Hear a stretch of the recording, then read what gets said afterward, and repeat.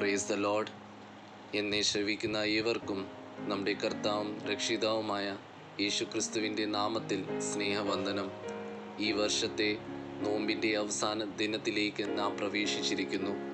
യേശുക്രിസ്തുവിൻ്റെ ഇഹലോക പ്രവർത്തനങ്ങളും പീഡാനുഭവങ്ങളും കുരിശുമരണവും എല്ലാം ധ്യാനിക്കുവാൻ നമ്മുടെ ജീവിതത്തിൽ ഒരു വലിയ നോമ്പിൻ്റെ അനുഭവം കൂടി കൂട്ടിച്ചേർത്ത പരമപിതാവിന് സ്തുതി.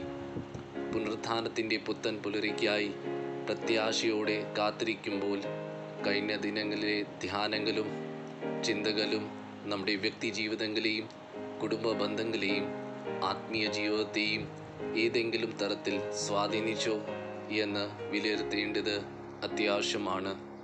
ഇന്നത്തെ ധ്യാനത്തിൻ്റെ ചിന്താവിഷയം കുടുംബ ഐക്യത്തിൻ്റെ അനുഗ്രഹങ്ങൾ, the blessings of family unity.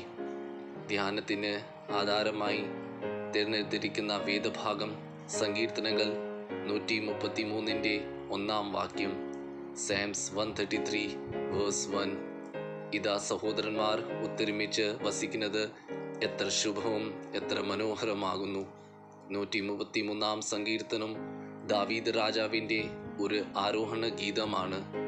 ആരോഹണ ഗീതം എന്നത് ഇസ്രായേൽ ജനം യെരുശലേം ദേവാലയത്തിലേക്ക് പോകുമ്പോൾ പരമ്പരാഗതമായി ആലപിക്കുന്ന ഗീതങ്ങളാണ്.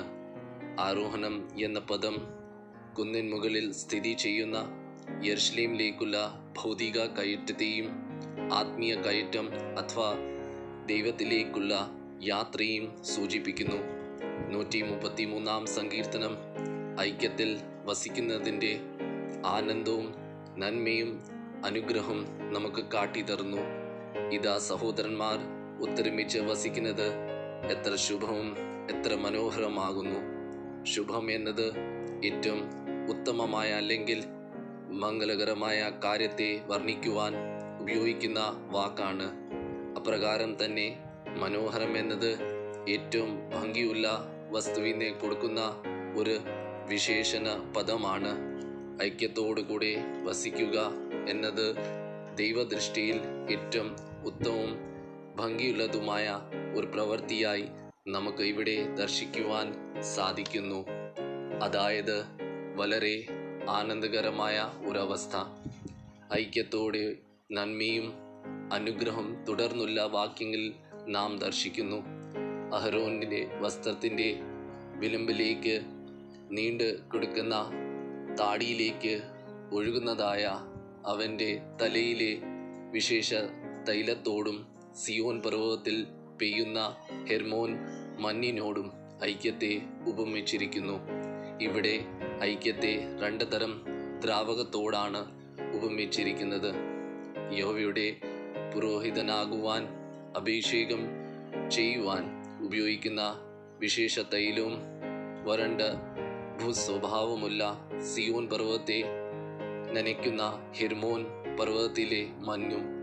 ഈ 2 ദ്രാവകങ്ങളും ഉയർന്ന സ്ഥലത്തിൽ നിന്ന് താഴ്ന്ന സ്ഥലത്തിലേക്ക് ഒഴുകുന്നതായി കാണുവാൻ സാധിക്കുന്നു.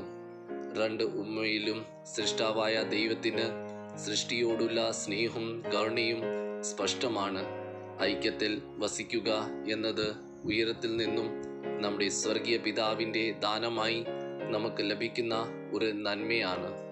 ഈ ദാനം നാം സ്വീകരിച്ച് അനുദിന ജീവിതത്തിൽ കുടുംബ ബന്ധങ്ങളിലും ആത്മീയ ബന്ധങ്ങളിലും ഐക്യത്തിൽ വസിക്കുമ്പോൾ ലഭിക്കുന്ന അനുഗ്രഹവും ഈ സങ്കീർത്തനം നമ്മെ പഠിപ്പിക്കുന്നു. 3 വാക്യത്തിൻ്റെ 2 ഭാഗം, അവിടെയല്ലോ യഹോവ അനുഗ്രഹവും ശാശ്വതമായ ജീവനും കൽപ്പിച്ചിരിക്കുന്നത്. യെരുശലേം ദേവാലയം ഇസ്രായേൽ ജനതയുടെ ഉന്നത സ്ഥലമായിരുന്നതുപോലെ സുവിശേഷത്തിൻ്റെ ഉന്നത ബിന്ദുവാണ് ഈസ്റ്റർ.